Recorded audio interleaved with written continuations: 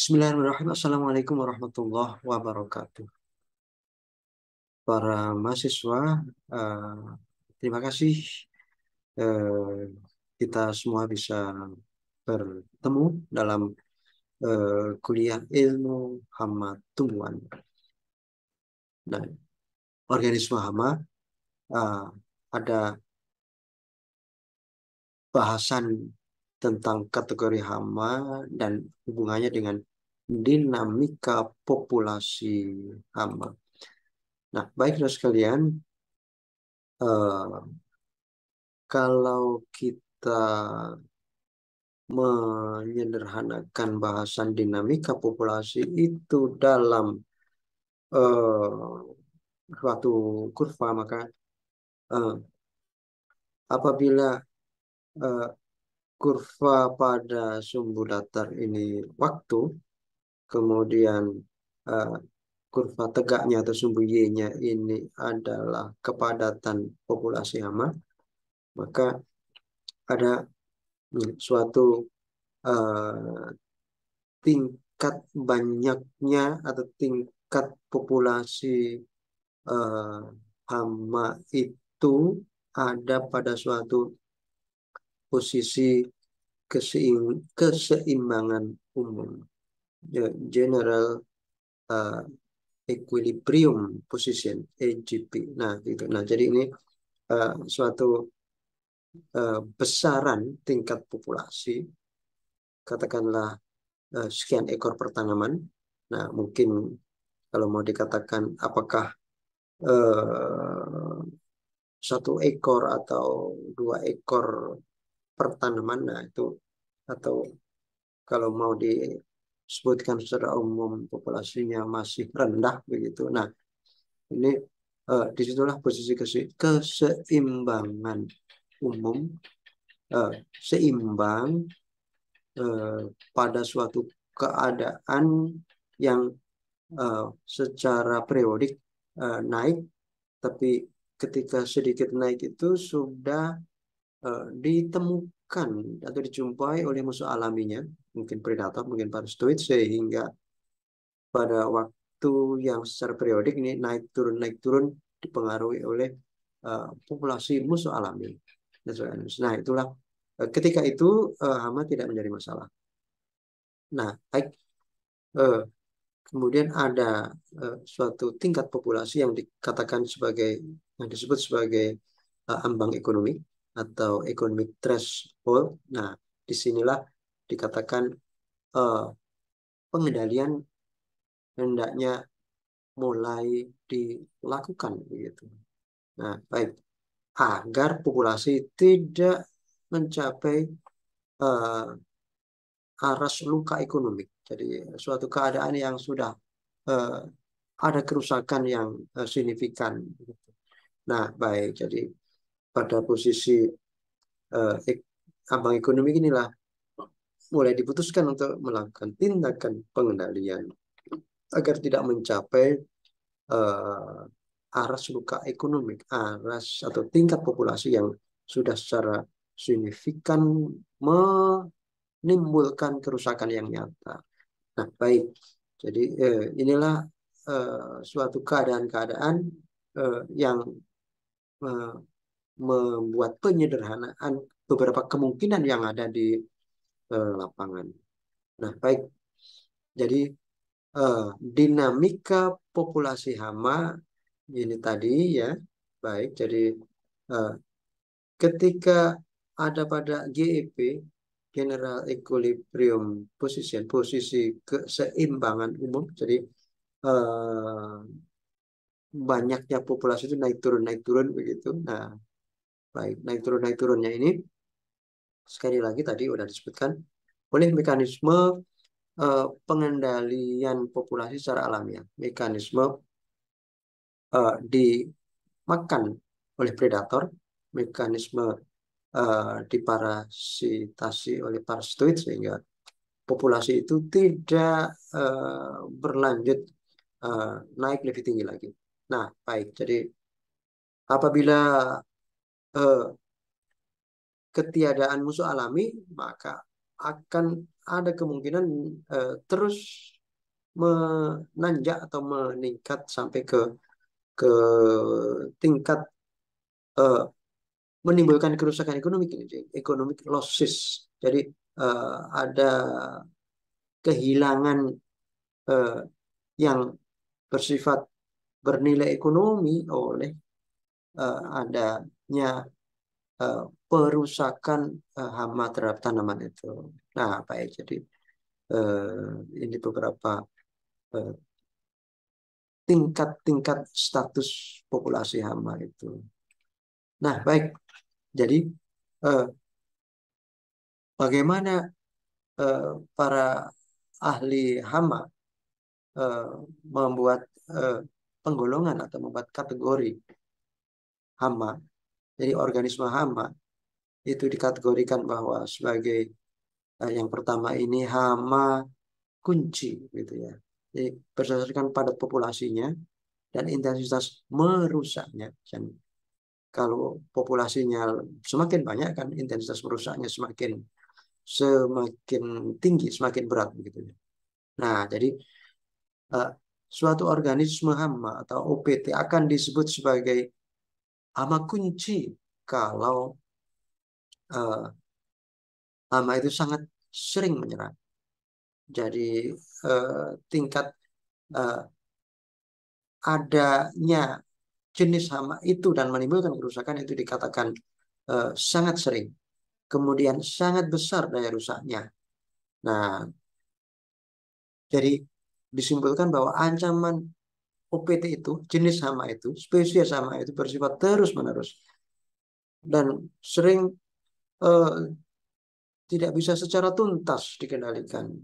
Jadi ya eh, bisa katakanlah diatasi tidak begitu lama sudah muncul lagi. Gitu. Nah, pada kurva tadi maka eh, keseimbangan umumnya itu memang di atas tingkat kerusakan begitu ya, di atas tingkat status batas kerusakan begitu untuk hama itu. Nah, baik, coba kita contoh.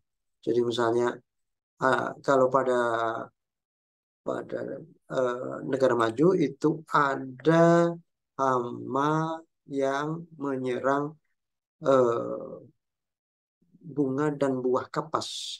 Jadi cotton bollworm. Jadi ulat perusak atau pemakan buah kapas. Nah ini spesiesnya adalah Helicoverpa armipera. Di eh, daerah negara maju yang perkebunan kapas itu dibudidayakan dengan sangat luas. Nah ini masalah kunci. Kemudian ini pada daerah eh, sentra penanaman kubis maka uh, nama Plutella silostella yang dalam uh, nama bahasa Inggrisnya diamond backmat gitu ya. Jadi ngengat uh, yang pada punggungnya ada motif berlian gitu. Nah, gitu. Jadi ini ngengatnya sesungguhnya sangat kecil. Kemudian ketika sayapnya mengatup ada uh, segi segi empat yang seperti katakan motif berlian gitu ya, wajik wajik berlian. Nah, baik. Nah, inilah. Kemudian ini sama eh, penggerek batang tebu. Nah, kilo, kilo. Jadi di dalam batang tebu. Kilo terenellus di negara maju yang perkebunan tebu ditanam dengan sangat intensif maka hama penggerek batang. Baik, saudara sekalian, jadi Jadi eh, hama kunci itu memang dinamika populasi atau fluktuasi naik turunnya itu sudah pada tingkatan di sekitar arah seluka ekonomi gitu. Nah, baik seperti itulah hama kunci. Nah, kalau kita lanjutkan, kemudian ada hama mayor, mayor pest. Nah, mayor pest. Jadi populasi hama sering mencapai economic injury level karena aras atau level eh, tingkat keseimbangan umumnya, GEP ini tingkat keseimbangan umumnya itu memang dekat dengan aras luka ekonomik atau AIL. Nah, sehingga eh, mungkin pengendalian memang perlu sering dilakukan sesuai tingkat monitoring yang setiap saat dengan sangat cermat harus terus dilakukan. Jadi ground plant hopper and leaf hopper on rice. Nah, ini jadi pada tanaman padi itu warna coklat dan juga warna daun itu dikatakan sebagai hama mayor. Kemudian ada uh, ya ini hama kutu ya, kutu kutu putih pada tanaman tebu. Kemudian juga penggerek batang pada tanaman padi. Nah, ini juga seperti itu. Nah, inilah uh, orang batang coklat, brown plant hopper. Lalu ini orang daun, orang hijau. Nah, baik saudara sekalian. Nah, ini uh, rice stem borer, jadi penggerek batang pada tanaman padi. Nah, ini juga uh, merupakan hama mayor itu tadi. Nah, ini uh, kutu putih pada uh, daun tebu, pada tanaman tebu dikatakan hama mayor karena memang kalau populasinya sedang tinggi seperti ini maka bentuknya atau keadaannya bisa seperti ini. Nah, baik saudara sekalian, nah ini hama eh, hama ganjur pada tanaman padi, hama ganjur, hama lalat yang menyebabkan gol, menyebabkan ganjur atau eh, malformasi pada batang eh, pucuk tanaman padi sehingga pucuk itu akan mengalami perubahan bentuk tidak lagi seperti pucuknya padi gitu tapi menjadi pucuknya tanaman bawang. Nah, berikutnya ini adalah hama minor. Kalau tadi hama mayor, nah ini hama minor. Jadi ketika eh, eh, posisi keseimbangan umum itu ada atau selalu atau sangat sering ada di bawah tingkat kerusakan, di bawah damage boundary, di bawah economic injury level, di bawah tingkat populasi, eh, tingkat eh, luka ekonomi. Nah, baik. Jadi inilah hama minor. Jadi hanya ketika kondisi eh, lingkungan itu tiba-tiba eh, sesuai, itu yang mendukung populasinya, maka tiba-tiba bisa naik. Tapi secara eh, banyak kesempatan hama minor ini eh, tidak begitu menjadi masalah. Nah, baik. Jadi ini contoh lagi dari yang perkebunan kapas tadi ada eh, hama kepik merah ya, red cotton bug. Jadi Dysdergus singulatus. Jadi eh, kepik merah pada tanaman kapas yaitu termasuk hama minor tadi itu. Kemudian ada hama hispa eh, pada tanaman padi, kemudian pada tanaman tebu itu juga ada jenis kutu yang milibat, jadi bukan yang kutu kebul yang eh, tadi yang daya rusaknya lebih populasinya lebih tinggi tadi. Baik saudara sekalian, kemudian ada kategori hama berikutnya adalah hama sporadis, hama sesaat-sesaat. Nah, itu jadi pada waktu yang secara sporadis hama ini memang muncul populasinya menanjak meninggi di atas ambang atau aras luka ekonomi. Nah ini uh, sangat sering ini misalnya karena adanya uh, semacam populasi sisa pada sisa tanaman yang sifatnya seperti uh, ya tebangan tunggul-tunggul padi atau tunggul-tunggul tebu yang tidak bersih begitu ya. Disitulah hama-hama ini semacam berada pada waktu antara begitu ya. Nah, kemudian nanti ada muncul pada musim tanam berikutnya secara tidak terduga gitu. Menjadi sporadis. Nah, misalnya ini dicontohkan ini hama uret ya. Jadi white grapes. Jadi uret putih. Nah, uret ini adalah hama ya semacam larva dari kumbang dari famili Melanonthidae. Nah, kemudian ada beberapa jenis hama pada tanaman tebu. Ini juga jenisnya ada beberapa jenis yang memang hama itu oligofagus. Jadi bisa atau mau memakan pada tanaman tebu, tapi juga bisa mau memakan pada jenis gramine yang lain begitu, sehingga secara sporadis saja tidak begitu tidak tergolong sering begitu. Nah, baik. Jadi hama-hama ini secara umum tidak menyebabkan kerusakan yang bersifat ekonomik, hanya bagaimanapun dari catatan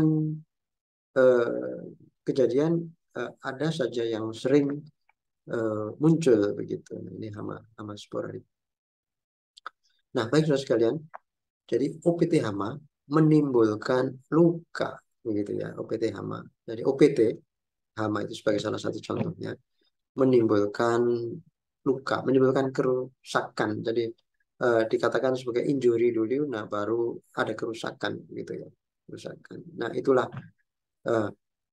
jadi dengan adanya munculnya datangnya sekelompok populasi hama, nah maka di situ akan aktivitas makannya itu menimbulkan luka begitu disebutkan oleh para ahli hama ini. Injury. Luka itu disebutkan sebagai penyimpangan fisiologis tanaman sebagai akibat hama sudah menyerang. Hama atau ya populasi hama sudah datang, maka akan ada luka. Ya. Ketika datang kemudian makan dan kemudian makan tidak hanya sekali begitu ya, ternyata bertempat berada di situ. Nah makanya makannya berulang dan tetap berada di situ, maka itulah terjadi injury pada tanaman, pada luka. Nah, luka tanaman kemudian luka itu kan tidak hanya di satu titik daun, lembaran daun, tapi berulang-ulang gitu ya, secara kumulatif maka disebut menjadi kerusakan. Kerusakan kalau mau dikatakan kerusakan adalah kehilangan hasil yang dialami oleh petani akibat adanya populasi hama yang menyerang. Kemudian kerusakan atau kehilangan tadi diperhatikan dan dirasakan oleh petani, ya ada petani mengalami kerugian atau kerusakan baik dari segi banyaknya maupun dari segi eh, mm, kualitasnya. Jadi secara kuantitas dari bagian tanaman yang ditanam itu ada sesuatu yang rusak, secara kualitas juga menurun. Nah, begitu. Baik, saudara sekalian. Jadi kalau tanaman yang dibudidayakan oleh petani itu terserang, maka eh, dikatakan bahwa terserang itu karena hama makan berada, kemudian eh, berkembang biak di situ, begitu ya. Nah, baik, maka jadilah menjadi populasi, menjadi banyak dan tidak berhenti. Nah, kumulatifnya menjadi tanaman terserang.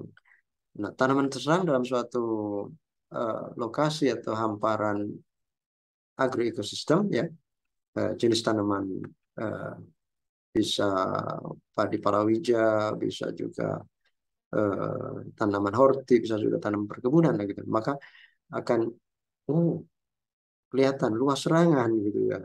Sudah meluas begitu ya. Yang rusak kelihatan menjadi lebih banyak. Nah, maka luas tanaman serang dinyatakan dalam suatu ukuran luas atau banyaknya uh, rumpun atau banyaknya pohon. Nah, itu dikatakan sebagai luas serangan. Nah, kemudian kalau ada luas serangan, ada juga berat ringannya serangan, itu yang dikatakan sebagai intensitas serangan. Itu tingkat serangan hama secara umum OPT. Nah, tingkat kerusakan tanaman yang disebabkan oleh OPT dinyatakan secara kuantitatif dan kualitatif. Nah, itu eh, menjadi sesuatu yang disebut sebagai intensitas serangan. Nah, baik.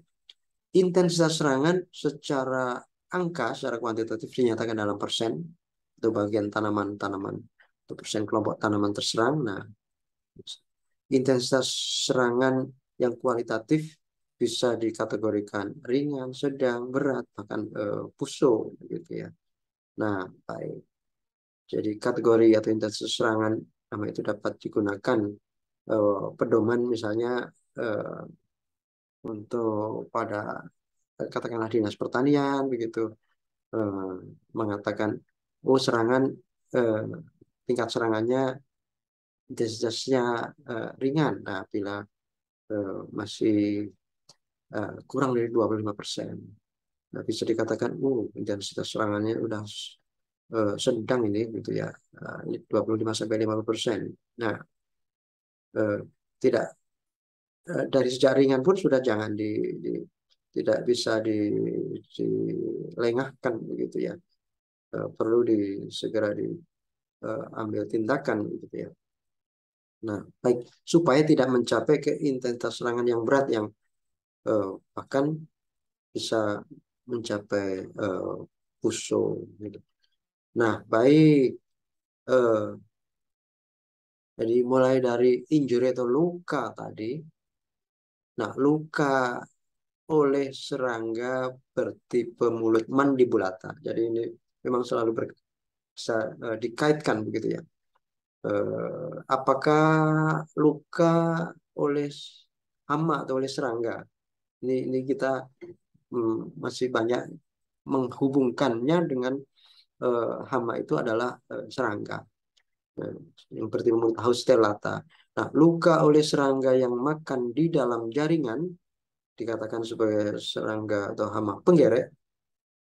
Nah, mungkin juga pengorok atau eh, yang membuat puru gitu ya. Nah, baik, luka oleh serangga-serangga tanah.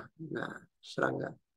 Jadi sifatnya serangga yang eh, perilaku beradanya itu banyak berada di tanah. Nah, itu serangga tanah. Nah, luka oleh serangga yang meletakkan telur dan membuat sarang pada tanaman itu. Ada yang seperti itu. Tipe perilaku serangganya. Kemudian luka oleh serangga yang eh, merangkap peranannya sebagai perusak langsung sekaligus sebagai penular eh, penyakit. Nah, baik. Jadi bentuk-bentuk luka oleh serangga pada tanaman tadi itu bentuk-bentuk lukanya.